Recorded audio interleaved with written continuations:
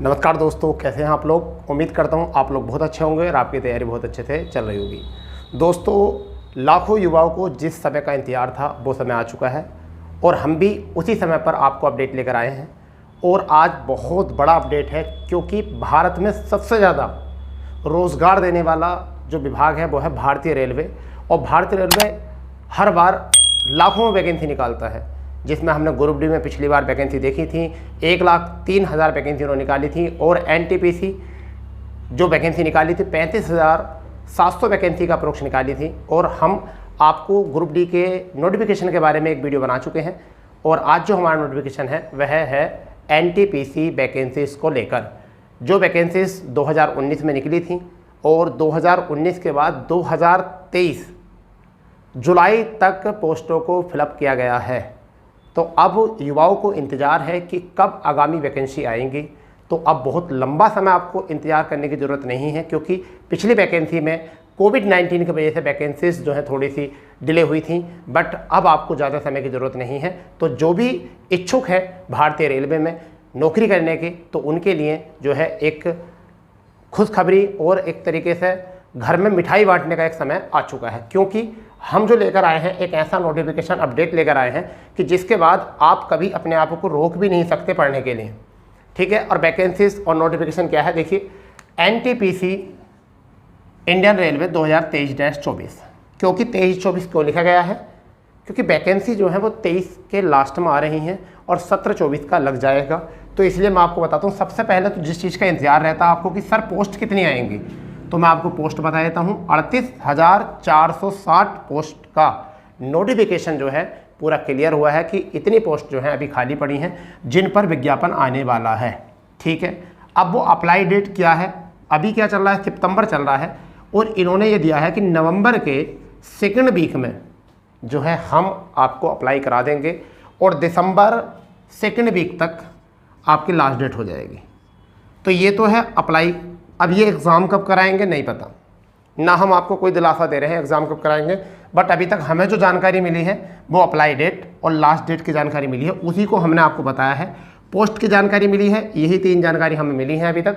But इसके सिवा exam कब होना है, किस तरीके से होना है, कौन सी एजेंसी एग्ज़ाम कराएगी, कोई भी नहीं पता अभी, ठीक है। जैसे भी कोई बात आएगी हम बताएंगे, परंतु उससे जुड़ी हुई कुछ आपकी बातें हैं कि इसमें प्रक्रिया क्या होती है, सिलेक्शन प्रोसेस क्या होता है। तो सबसे पहला आपके एग्ज़ाम होते हैं, एग्ज़ाम दो पक्षों में समूह में होते हैं। एक होता है CBT 1 और एक होता है CBT 2।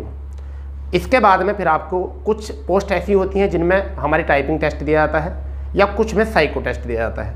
तो तीसरी स्टेज हमारी टाइपिंग टेस्ट, साइको टेस्ट होती है।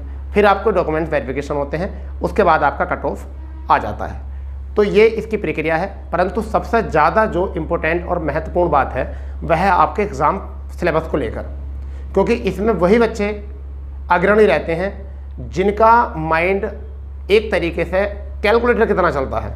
क्योंकि इस बार जो वैकेंसीज पूरी हुई थी उनमें पेपर का लेवल बहुत अच्छा था मैथ रीजनिंग का। और तुम्हें पता है TCS कराती है इसको जो कराती है, पिछली बार जो कराया था TCS ने कराया था। तो हम बात करते हैं कि ये वैकेंसीज के लिए आपकी एज क्या होनी चाहिए और योग्यता क्या होनी चाहिए। तो देखिए, जूनियर क्लर्क कम टाइपिस्ट, अकाउंट्स क्लर्क कम typist, junior time keepers, train clerk जिसे हम TC बोलते हैं, कॉमर्शियल कम टिकट। इसके लिए 10+2 चाहिए है।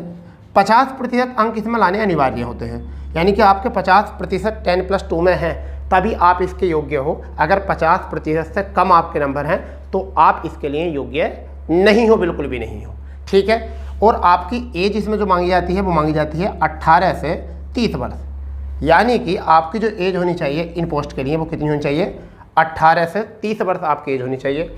बात करने वाले हैं ट्रैफिक असिस्टेंट की। गुड्स गार्ड, ये सोने की नौकरी होती है बिल्कुल। मान लीजिए जैसे कि आपकी स्टेशन मास्टर की जो होती है ना, ऐसा मान के चलिए प्लेटिनम वाली नौकरी होती है, ऐसे ही गोल्ड वाली नौकरी होती है ना, ये होती है। इस वजह से इसका नाम रखा गुड्स गार्ड, समझ गए नहीं, मौज है इस पोस्ट पर, ठीक है भैया। तो traffic assistant, goods guard, senior commercial. अगर आपको ज़िंदगी में लेना है ऐसो आराम, छुट्टियां खूब लेनी है, तो आप पोस्ट अप्लाई करना सीनियर कॉमर्शियल कम टिकट क्लर्क। इससे ज़्यादा पूरी ही रेलवे में कोई एक आध इंसान होगा जो मज़े लेता होगा। तो सीनियर कॉमर्शियल कम टिकट क्लर्क ये पोस्ट है। स्टेशन मास्टर आपको समझते हो, एएसएम का पद खत्म कर दिया गया है, असिस्टेंट स्टेशन मास्टर पद खत्म कर दिया गया है। स्टेशन मास्टर, कॉमर्शियल अप्रेंटिस और सीनियर क्लर्क, ये पोस्ट ऐसी हैं। एक दो पोस्ट इसमें और थी मगर बहुत ज़्यादा आती नहीं है पोस्ट, इस वजह से इसमें मांगी होती है ग्रेजुएशन। आपका किसी भी यूनिवर्सिटी से आपने ग्रेजुएशन किया हो और आपकी एज होनी चाहिए 18 से 33। इसमें थोड़े से बुढ़े लोग चल जाएंगे, थोड़े से बुजुर्ग लोग चल जाएंगे, 33 मांगी है। ठीक है, तो कितनी है? 18 से 33 इसमें एज होती है। अब हम बात करते हैं इसके सिलेबस और एग्ज़ाम पैटर्न की। तो एग्ज़ाम प्री होता है, एक होता है मेंस। ये काफ़ी ऐसा मान के चलिए 2.5 महीने के अंदर में होता है। दोनों के बीच में 2 से 2.5 महीने का अंतर मिल जाता है अगर कोई बना बिगड़ी बात नहीं तो। ठीक है, तो इसमें पहले पेपर में क्या होता है? जीएस होता है, 40 क्वेश्चन और 40 मार्क के होते हैं। मैथ होता है 30 क्वेश्चन 30 मार्क के होते हैं। रीजनिंग होती है 30 क्वेश्चन 30 मार्क्स। इस तरीके से आपके 100 प्रश्न बनते हैं और 100 ही अंक बनते हैं। टाइम आपको मिलता है 90 मिनट। टाइम जो मिलता है वो कितना मिलता है? 90 मिनट, यानी कि 1.5 घंटा। और 1/3 निगेटिव ये कर देता है बाहर। बहुत तकड़ी निगेटिव होती है 1/3, ये करता है बाहर का रास्ता दिखाता है भीड़ को, और यहाँ से भीड़ निकलती है बहुत आगे। और 20 ही गुना पोस्ट के 20 गुना ही बच्चे जो है मेंस परीक्षा के लिए जाते हैं। तो जितने भी आपकी पोस्ट होंगी उसका कितना 20 गुना जो है आपके मेंस परीक्षा में बुलाए जाएंगे। और मेंस परीक्षा में तो बहुत ही मज़ा है। जीएस 50 क्वेश्चन हैं, 50 अंक के हैं। मैथ 35 क्वेश्चन हैं, 35 अंक के हैं। Reasoning 35 question 35। समझ लीजिए अगर कैलकुलेशन वाला तरीका भी कर लिया आपने तैयार, यानी कि 70 और 50 में से मिल गए 20 और 25 भी, तो आपका बेड़ा पार।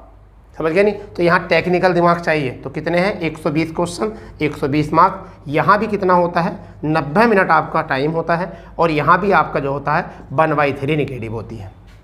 1/3 निगेटिव होती है, 90 मिनट होते हैं। तो देख लो, आप अपनी तैयारी करिए। मैथ रीजनिंग के बन जाइए बिल्कुल कीड़े, बहुत बुरी तरीके से आप चाट जाओ मैथ को रीजनिंग को, तब जाके इसमें आएगा नंबर।